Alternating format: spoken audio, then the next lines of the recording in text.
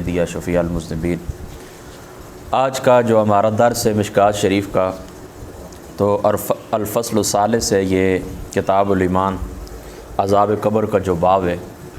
تو اس کی حدیث نمبر 127 سے لے کر حدیث نمبر 130 تک انشاءاللہ تعالی آج کی نشست کے اندر ہم اس کا مطالعہ کریں گے۔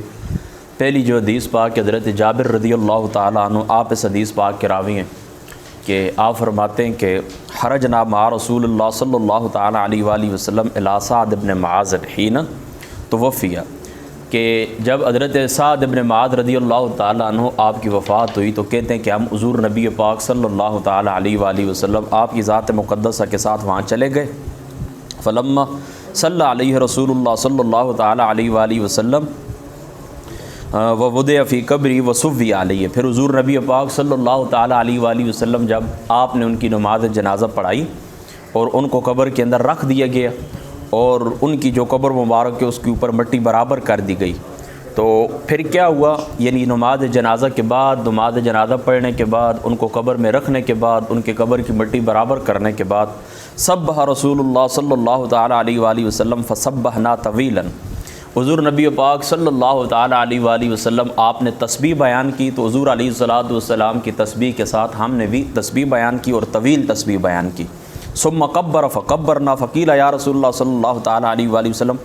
لما سبحت ثم قبرت، پھر حضور علیہ الصلوۃ والسلام نے تسبیح کے بعد تکبیر کہی تو ہم نے بھی تکبیر کہی، پھر حضور کی ذات اقدس سے سوال کیا اللہ تعالیٰ کے رسول آپ نے تسبیح کیوں کہی، آپ نے تکبیر کیوں کہی، تو قال لقد تضايق على هذا العبد الصالح قبره، کہ ابھی اس عبد صالح کو یعنی حضرت سعد بن معاذ رضی اللہ تعالیٰ عنہ آپ کی ذات مقدسہ کو ان کے اوپر قبر تنگ ہو گئی، ان کے اوپر کیا ہوا، ان کے اوپر قبر تنگ ہو گئی، تو پھر کیا ہوا، اللہ تعالیٰ کی ذات اقدس نے ان کی قبر کو کشادہ کر دیا، ان کی قبر کو اللہ تعالیٰ کی ذات اقدس نے وسیع کر دیا۔ یہاں پر دو باتیں سب سے اہم، کہ عبد صالح یعنی حضرت سیدنا معاذ بن جبل رضی اللہ تعالیٰ عنہ، آپ رسول اللہ کے صحابی ہیں، 70,000 فرشتے آپ کی نماز جنازہ کے لیے آسمان سے اترے ہیں، اللہ تعالیٰ کے عرش کو جنبش ہوئی، اللہ تعالیٰ کے عرش نے حرکت کی آپ کی موت کے اوپر، آپ کی وفات کے اوپر، تو اس کے باوجود کیوں آپ کی قبر کو آپ کو قبر کے اندر تنگی، آپ کی قبر کیوں تنگ ہوئی اور حضور علیہ الصلوۃ والسلام نے پھر تسبیح کی، تو اس کا جواب محدثین نے یہ دیا ہے کہ یہ جو ذقتہ قبر ہوتا ہے یہ ہر شخص کو ہوتا ہے، یعنی کوئی شخص مومن ہے یا غیر مومن ہے، اسی طریقے سے اچھا انسان ہے یا فاسق ہے، یعنی مومن کامل مومن ہے یا فاسق مومن ہے، گنہگار ہے یا نیکوکار ہے، کوئی شخص بھی ہے، قبر اس کے اوپر تنگ ہوتی ہے، ہر صورت قبر اس کے اوپر تنگ ہوتی ہے۔ البتہ یہ فرق ضرور ہے کہ کافر کو یا گنہگار کو قبر اس طرح دباتی ہے کہ جس طرح کوئی شخص کسی چیز کو لے کر اس کو زبردستی اس طرح جکڑتا ہے کہ اس کو ٹکڑے ٹکڑے کر دیتا ہے، اور جو مومن مسلمان ہوتا ہے اس کو قبر اس طرح دباتی ہے کہ جس طرح ماں اپنے بچے کو اپنی آغوش کے اندر لیتی ہے محبت کے ساتھ، تو مومن کو قبر کس طرح دباتی ہے جس طرح ماں اپنے بچے کو آغوش کے اندر لیتی ہے، اور کافر کو قبر کس طرح دباتی ہے کہ جس طرح کسی چیز کو تنگ کر دیا جاتا ہے اور کسی چیز کا گلا گھونٹ دیا جاتا ہے۔ اور پچھلی حدیث پاک کے اندر گزر گیا کہ حضور علیہ الصلوۃ والسلام نے فرمایا کہ فتختلف اضلاع، کہ ان کی ہڈیاں آپس میں مختلف ہو جاتی ہیں، یعنی دائیں طرف والی پسلیاں بائیں طرف چلی جاتی ہیں، بائیں طرف والی پسلیاں دائیں طرف آ جاتی ہیں، ٹھیک ہے، تو یہ ہر مومن صالح ہو یا غیر صالح ہو، فاسق ہو یا نیکوکار ہو، کوئی شخص بھی ہو، قبر اس کو دباتی ہے، قبر اس کے اوپر تنگ ہوتی ہے۔ تو یہ جو حضور نبی پاک صلی اللہ تعالی علیہ وآلہ وسلم آپ نے تسبیح کی، آپ نے تکبیر بیان فرمائی، اور پھر آپ کے صحابہ نے بھی، یہ محدثین اس کی شرح کے اندر لکھتے ہیں کہ یہ قبر کی تنگی دور کرنے کے لیے تھا۔ تو اس سے کیا ثابت ہوتا ہے، اس سے ثابت یہ ہوتا ہے کہ یہ جو ہم دعا کرتے ہیں مردے کے لیے، تسبیح کرتے ہیں، تعلیل، کوئی بھی ذکر اذکار کرتے ہیں، تو اللہ تعالیٰ کی ذات اقدس میت کو فائدہ عطا فرماتے ہیں، ٹھیک ہے، اس حدیث پاک سے یہ ثابت ہوتا ہے، ٹھیک ہے، اللہ اکبر۔ آگے بڑھیے، حدیث نمبر 128، عن ابن عمر رضی اللہ تعالی عنہ، حضرت ابن عمر رضی اللہ تعالیٰ عنہ فرماتے ہیں قال رسول اللہ صلی اللہ تعالی علیہ وآلہ وسلم ھذا الذی تحرک لہ العرش، یہ ہیں حضرت معاذ بن جبل، سعد بن معاذ رضی اللہ تعالی عنہ، جن کے لیے اللہ تعالیٰ کا عرش حرکت کے اندر آیا، वफ़ुतिहत लहू अबवाबुस समाए, और इनके लिए आसमान के दरवाज़े खोल दिए गए हैं। वशहिदहू सबऊन अल्फ़म मिनल मलाइका, और इनके लिए क्या हुआ 70,000 फ़रिश्ते इनकी नमाज जनाज़ा के अंदर शरीक हुए, 70,000 फ़रिश्ते। लक़द ज़ुम्म ज़ुम्मतन सुम्म फ़ुर्रिजा अन्हु, तो फिर क्या हुआ कि इनको कब्र के अंदर दुश्वारी पेश आई, इनको कब्र के अंदर तकलीफ़ पेश आई, फिर अल्लाह ताला की ज़ात अक़दस ने आपको कुशादगी अता फ़रमा दी, अल्लाह ताला की ज़ात अक़दस ने आपको आसानी अता फ़रमा दी। देखें यहाँ पर आका अलैहिस्सलातु वस्सलाम ने फरमाया कि अल्लाह ताला का अर्श हज़रत साद के लिए हरकत के अंदर आया है। इसका क्या माना है? इसका माना ये है कि यहाँ पर खुशी से किनाया है ये अल्फाज, यानी अल्लाह ताला का अर्श हरकत के अंदर आया है, ये खुशी और मुसर्रत से किनाया है, नशात फ़रहत खुशी ये इससे किनाया है। जिस तरह कोई शख्स किसी की मुलाकात के लिए आए तो कहते हैं कि ये पूरे का पूरा गाँव हरकत के अंदर आ गया है, पूरे का पूरा गांव मचल गया है। इसका मतलब क्या होता है कि यानी जो गांव के रहने वाले थे, जो गांव के रिहायशी लोग थे, वो खुशी से झूम उठे। तो बिल्कुल इसी तरह यानी अल्लाह ताला का अर्श हरकत में आया। क्या मतलब कि जिस वक्त हज़रत मुआज़ इब्न जबल रज़ी अल्लाह ताला अन्हु, हज़रत साद इब्न मुआज़ रज़ी अल्लाह ताला अन्हु आप अल्लाह ताला की बारगाह के अंदर पेश हुए, दुनिया से रुखसत हुए, तो अहले आसमान ने खुशियाँ मनाई हैं आपकी वफ़ात के ऊपर। अहले आसमान ने यानी आसमान दुनिया के ऊपर जो रहने वाली अल्लाह ताला की मखलूक हैं, या अल्लाह ताला के वो फ़रिश्ते हैं कि जिन्होंने अर्श को थामा हुआ है, अर्श को उठाया हुआ है, तो वो सारी अल्लाह ताला की जो मखलूक़ात आसमानी मखलूक के फ़रिश्ते हैं, तो इसका मतलब ये है कि वो सारे क्या हुए, इस्तक़बाल के लिए आगे आए, उनकी खुश हुए हैं, उनको खुशखबरी सुनाई गई है, बशारत मिलने पर अहले अर्श ने खुशियाँ मनाई हैं। एक माना तो ये, और दूसरा ये है कि इनकी मौत के अजीम होने पर यह इशारा है, यानी इनकी मौत इस तरह आम अमवात की तरह नहीं है, इनकी वफ़ात आम अमवात की तरह नहीं है। इनकी वफ़ात ऐसी वफ़ात थी कि पूरी दुनिया हिल के रह गई है। ये बहुत बड़ा फाजिया, अजीम सान्या, अजीम हादसा है इनकी मौत,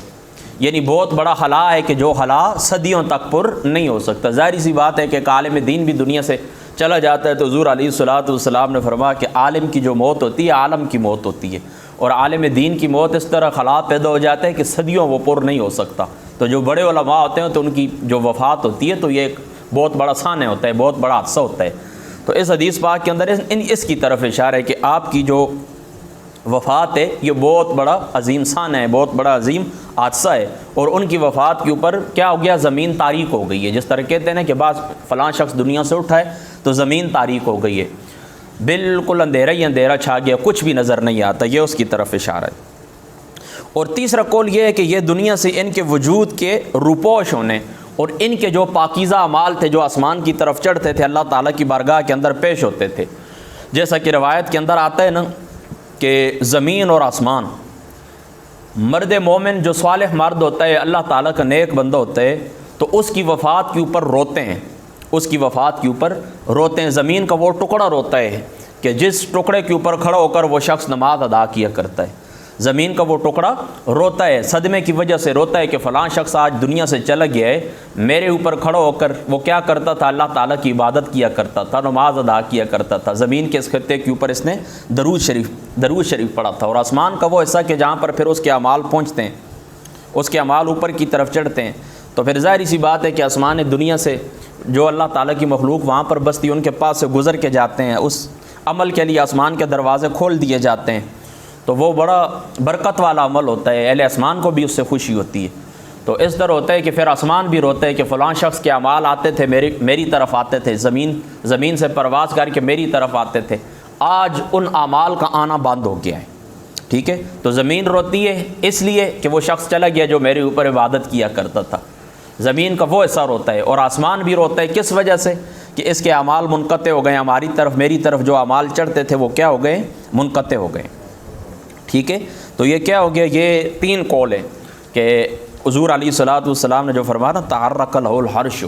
कि हज़रत साद इब्न मुआज़ की वफ़ात के ऊपर अल्लाह ताला का जो अर्श है वो हरकत के अंदर आ गया। ठीक है, तीन माने फिर मैं दोहरा देता हूँ कि एक तो खुशी, इससे मुराद खुशी है कि अहले आसमान ने खुशियाँ बनाई हैं, और दूसरा इनकी वफ़ात की तरफ इशारा है कि यह बहुत बड़ा सान है, और तीसरा ज़मीन और आसमान के रोने की तरफ इशारा है, यानी ज़मीन और आसमान क्या है, इस वजह से खफ़ा है कि इस बंदे के अब नेक अमाल का सिलसिला ख़त्म हो गया है।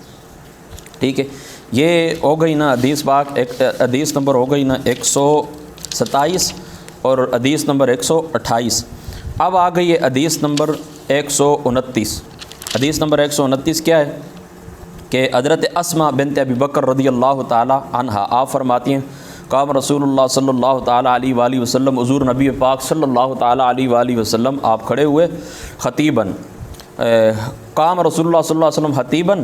فذکر فتنۃ القبر فذکر فتنۃ القبر التی یفتن فیہا المرء۔ حضور نبی پاک صلی اللہ تعالی علیہ وآلہ وسلم آپ کی ذات اقدس نے فتنہ قبر کا ذکر کیا جس کے اندر بندہ مبتلا کیا جاتا ہے۔ فلما ذکر ذالک دج المسلمون دجۃ، جس وقت حضور علیہ الصلوۃ والسلام نے ذکر کیا نا قبر کے فتنے کا، قبر کی آزمائش کا، تو مسلمان رو پڑے اور شدید قسم کے ان کے اوپر گریہ طاری ہو گئی۔ تو یہاں پر کہتے ہیں کہ رواہ البخاری وزاد النسائی، یہاں تک کہ جو الفاظ ہیں یہ بخاری کے ہیں، اور امام نسائی رحمۃ اللہ تعالی علیہ آپ نے جو زیادہ الفاظ لکھے ہیں وہ کیا ہیں کہ حالت بینہ ان افہم کلام رسول اللہ صلی اللہ تعالی علیہ وآلہ وسلم۔ پھر کیا ہوا کہ لوگوں کی جو آواز تھی، لوگوں کی جو گریہ تھا، لوگوں کا جو رونا تھا، اس رونے کی وجہ سے میں حضور علیہ الصلوۃ والسلام کی گفتگو کو سمجھ نہ سکی، یعنی ان کا جو رونا تھا میرے اور حضور علیہ الصلوۃ والسلام کا جو کلام تھا اس کے سمجھنے کے اندر ان کا رونا حائل ہو گیا ہے۔ بینی و بین ان افہم کلام رسول اللہ صلی اللہ علیہ وسلم فلما سکنت دجتہم۔ پھر کیا ہوا جس وقت وہ چپ ہوئے تو قلت لرجل قریب منی اے بارک اللہ فیک ماذا قال رسول اللہ صلی اللہ تعالی علیہ وآلہ وسلم۔ پھر جس وقت وہ خاموش ہوئے تو میرے قریب ہی ایک بندہ تھا جس نے حضور علیہ الصلوۃ والسلام کی ذات اقدس اپنے ساتھی سے پوچھا کہ حضور علیہ الصلوۃ والسلام کی ذات اقدس اللہ تعالیٰ تجھے برکت عطا فرمائے، تو بتا کہ حضور علیہ الصلوۃ والسلام کا آخری کلام کیا تھا، یعنی رونے کی وجہ سے میں گفتگو سمجھ نہیں سکی تھی۔ تو پھر کیا ہوا، دوسرے شخص نے دوسرے سے سوال کیا کہ حضور علیہ الصلوۃ والسلام کا آخری کلام کیا تھا، آپ مجھے بتائیں۔ تو قال اوحی الی انکم تفتنون فی القبور قریبا من فتنۃ الدجال۔ پھر حضور علیہ الصلوۃ والسلام کی ذات اقدس نے ارشاد فرمایا کہ میری طرف وحی کی گئی ہے کہ تم لوگوں کو قبروں کے اندر مبتلا کیا جائے گا۔ کیسے مبتلا کیا جائے گا؟ جس طرح دجال کا فتنہ ہے، یعنی قبر کا فتنہ اور دجال کا فتنہ حضور نبی پاک صلی اللہ تعالی علیہ وآلہ وسلم آپ کی ذات اقدس نے ان دونوں کو برابر قرار دیا ہے۔ یعنی قرب قیامت جس وقت دجال آئے گا اس کے پاس کچھ نشانی ہوں گی، تو کچھ اس کے پاس اس طرح ہوں گے کہ استدراج ہوگا، یعنی ایک ہوتا ہے نا نبی کا جو معجزہ ہوتا ہے، اس طرح ولی کی کرامت ہوتی ہے، اس طرح کافر کا استدراج ہوتا ہے جو محیر العقول واقعات دکھاتا ہے۔ تو ربوبیت کا دعویٰ کرے گا، کچھ عجیب قسم کی حرکتیں کرے گا، تو لوگ کیا ہوں گے کہ اس کے فتنے کے اندر مبتلا ہو جائیں گے، اس کے وہ محیر العقول واقعات دیکھ کر اس فتنے کے اندر مبتلا ہو جائیں گے۔ تو جس طرح فتنہ دجال سخت ہے، بالکل اسی طرح قبر کا فتنہ بھی سخت ہے کہ جس وقت بندے کو آزمایا جاتا ہے وہ منکر نکیر آتے ہیں بڑی سخت شکلوں کے ساتھ، تو پھر اس طرح ہوتا ہے کہ بندہ گھبراہٹ طاری ہو جاتی ہے، ٹھیک ہے۔ تو حضور علیہ الصلوۃ والسلام کی ذات اقدس نے فتنہ دجال کو اور فتنہ قبر کو قریب قرار دیا، یہ دونوں برابر ہیں۔ اللہ تعالیٰ کی جو ذات مقدس ہے فتنہ دجال سے بھی اور اسی طریقے سے فتنہ قبر سے بھی ہم سب کی حفاظت فرمائے۔ وعن جابر عن النبی صلی اللہ تعالی علیہ وآلہ وسلم، حدیث نمبر 130، حضرت جابر رضی اللہ تعالی عنہ آپ فرماتے ہیں عن النبی صلی اللہ تعالی علیہ وآلہ وسلم، یعنی حضور علیہ الصلوۃ والسلام کی ذات اقدس سے روایت کرتے ہیں، اذا ادخل المیت القبر، جب میت کو قبر کے اندر داخل کیا جاتا ہے، مسلط لہ الشمس عند غروبہا، تو اس کو قبر کے اندر اس طرح محسوس ہوتا ہے کہ جس طرح غروب آفتاب کا وقت ہے۔ قبر کے اندر میت کو جس وقت داخل کیا جاتا ہے تو اس کو کس طرح محسوس ہوتا ہے؟ جس طرح غروب آفتاب کا وقت ہے کہ سورج غروب ہونے والا ہے۔ فیجلسو، تو پھر وہ بیٹھ جاتا ہے، یمسحو عینیہ ہے، پھر وہ اپنی آنکھیں ملتا ہے، اپنی آنکھیں ملتا ہوا اٹھ بیٹھتا ہے، ویقول دعونی اصلی، وہ کہتا ہے مجھے چھوڑو کہ میں نماز ادا کر لوں۔ یعنی ظاہر سی بات ہے سورج ڈوبنے کا وقت ہے نا، تو اس کو اس طرح محسوس ہوتا ہے کہ سورج غروب ہونے والا ہے، مغرب داخل ہونے والی ہے، تو کہتا ہے کہ مجھے چھوڑ دو۔ فرشتوں کو کیا کہتا ہے کہ مجھے چھوڑ دو، میں کیا کروں، میں نماز ادا کر لوں۔ یہ مومن مسلمان کے ایمان کی طرف اشارہ ہے، یعنی زندگی کے اندر وہ نماز بڑی پابندی سے ادا کیا کرتا تھا، اس کی طرف اشارہ ہے۔ تو پھر قبر کے اندر بھی وہ اس طرح کہ سورج اس کو ڈوبتا ہوا محسوس ہوتا ہے، تو وہ کیا کہتا ہے، لگتا ہے میری عصر کی نماز چلی گئی ہے، لہذا آپ مجھے چھوڑ دیں تاکہ میں عصر کی نماز ادا کر لوں۔ اور دوسرا یہ اشارہ اس طرف بھی ہے کہ مومن مسلمان جو ہوتا ہے تو قبر اس کے لیے کس طرح ہوتی ہے؟ جس طرح اس کا اپنا گھر ہوتا ہے. اپنے گھر والوں کو کوئی وہ بات کہتا ہے اس کو اس طرح یہ محسوس ہوتا ہے جس طرح میں اپنے گھر والوں کے اندر بیٹھا ہوا ہوں اور ان کو کہتا ہے کہ جلدی کریں کہ میں کیا کروں، مجھے چھوڑیں کہ میں اٹھ کے جلدی سے نماز ادا کر لوں. یعنی قبر کے اندر مومن کے لیے کیا ہے؟ راحت ہی راحت ہے. قبر کے اندر مومن کے لیے سکون ہی سکون ہے. اور یہاں پر جو غروب آفتاب کا وقت محسوس ہوتا ہے تو یہ اسی طرح غریب الحال جو شخص ہوتا ہے جو وطن سے دور ہوتا ہے، تو محدث دہلوی صاحب رحمۃ اللہ تعالی علیہ آپ لکھتے ہیں، آپ فرماتے ہیں کہ غریب الحال جو شخص ہوتا ہے وطن سے دور ہوتا ہے نا، تو مغرب کا جو وقت ہوتا ہے نا تو وہ اسی کے مشابہ ہوتا ہے. ٹھیک ہے، مغرب کا جو وقت ہے تو یہ غریب الوطن شخص کے مشابہ ہے. اس لیے حدیث پاک کے اندر اس کا ذکر آیا ہے کہ وہ اس طرح سورج اس کو ڈوبتا ہوا محسوس ہوتا ہے. تو غریب الوطن شخص کو اسی طرح ہی محسوس ہوتا ہے. دوسرے دیس کے اندر، دیار غیر کے اندر اس کی شام ہوتی ہے نا، تو یہ اسی سے قبر کا حال بھی اسی سے مشابہ ہے. تو وہ کیا کہتے ہیں کہ آپ مجھے چھوڑ دیں کہ میں نماز ادا کر لوں. یہاں پر ہمارا درس مکمل ہوا. حدیث نمبر 130. اللہ تعالیٰ کی ذات اقدس عمل کی توفیق عطا فرمائے. اور یہاں پر ہماری حدیث نمبر 130 مکمل ہو گئی. انشاءاللہ تعالیٰ اگلی جو گفتگو ہوگی حدیث نمبر 131 سے شروع کریں گے. واخر دعوانا الحمدللہ.